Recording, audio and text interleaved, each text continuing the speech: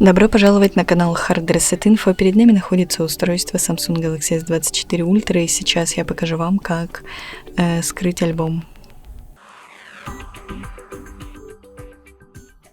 Итак, открываем галерею, и в галерее мы выбираем альбомы. Теперь давайте создадим альбом, нажимаем на плюсик, выбираем альбом, даем ему имя, и далее мы можем выбрать фотографии, например, которые вы хотите туда перенести. Выбираем «Переместить». И теперь нажимаем на 3 точечки. Выбираем «Скрыть альбомы». И выбираем альбом, который хотим скрыть. Ставим рядом с ним галочку. Возвращаемся. И он исчезает из основных альбомов и будет уже в скрытых.